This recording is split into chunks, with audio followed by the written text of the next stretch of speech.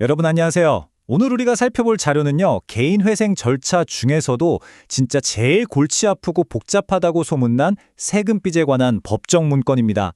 개인회생이라는 게 가뜩이나 복잡한 미로 같은데 그 안에서 세금은 진짜 넘기 힘든 벽장 같잖아요?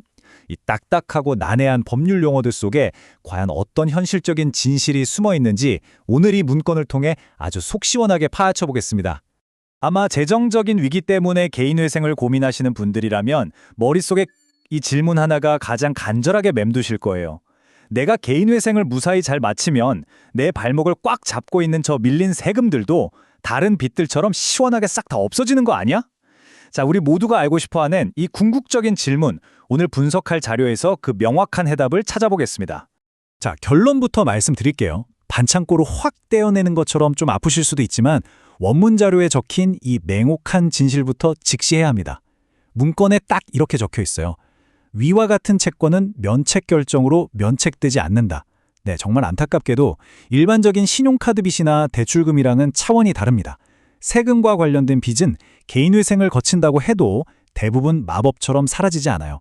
그럼 도대체 어떤 세금은 끝까지 남고 어떤 세금은 사라지는 걸까요? 그래서 오늘 이 복잡한 문건을 5가지 핵심 포인트로 쫙 정리해드릴게요. 1. 사라지지 않는 세금빚. 2. 운명을 가르는 개시결정. 3. 우선권과 후순위 채권. 4. 복잡한 가산세의 세계. 그리고 마지막 5. 면책과 비면책에 대해 차례로 짚어보겠습니다. 섹션 1. 사라지지 않는 세금빚, 조세채권의 취급입니다. 이 원문 자료에서 진짜 흥미로운 부분이 뭔지 아세요? 바로 구석에 콩알만하게 적힌 각주 147번입니다. 보통 이런 작은 글씨는 그냥 훅 넘어가기 마련이잖아요. 근데 여기에 엄청난 진실이 숨어 있습니다. 원문은 이렇게 말해요. 세금이라고 해서 다 똑같은 세금이 아니다. 특정 카테고리로 아주 엄격하게 분류가 되고요. 면책이라는 구원의 손길은 정말 극히 일부에게만 허락된다는 걸 명시하고 있습니다. 세금 구제에 대한 우리의 기대감을 완전히 뒤집어 놓는 팩트 폭행이죠. 섹션 2. 운명을 가르는 개시결정에 대해 알아보겠습니다. 자, 여기서 제일 중요한 마법의 선이 하나 등장합니다. 바로 개시결정이라는 선이에요. 법원이 오케이, 당신 개인회생 절차 시작합시다 라고 공식적으로 선언하는 바로 그 순간이죠. 국가가 여러분의 세금 빚을 어느 순위로 매길 것인가 하는 이 모든 규칙은요, 그 세금의 납세 의무가 이 개시결정이라는 선을 긋기 전에 생겼느냐 아니면 그 선을 넘은 후에 생겼느냐에 따라 180도 달라집니다. 이 기준선 무조건 기억하고 계셔야 돼요.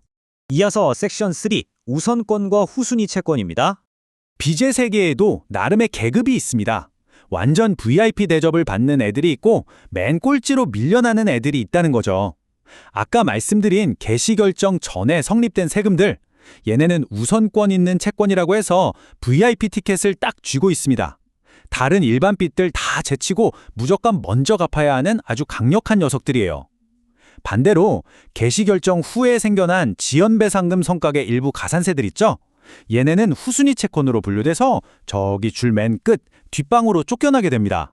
근데 여러분, 여기서 끝이 아닙니다. 이 세계에는 VIP석을 훌쩍 뛰어넘는 아예 룰 자체를 무시하는 절대 강자가 존재해요. 이름하여 개인회생 재단채권입니다. 이름부터 뭔가 엄청 묵직하죠? 이건 말 그대로 초우선순위라서 개인회생의 일반적인 면책 규칙을 가볍게 무시하고 끝까지 살아남습니다. 주로 개시결정 이후에 새롭게 부과된 세금 원금들이 여기 들어가거든요. 한마디로 회생을 해도 절대로 지워지지 않는 좀비 같은 빚, 그게 바로 재단채권입니다. 섹션 4. 이 문건에서 가장 머리 아픈 부분이죠. 복잡한 가산세의 세계입니다. 아휴, 이 빽빽한 텍스트의 벽 좀 보세요. 원문에 나온 가산세 처리 규정 매트릭스인데 솔직히 딱 보자마자 숨이 턱 막히고 위압감이 느껴지실 겁니다.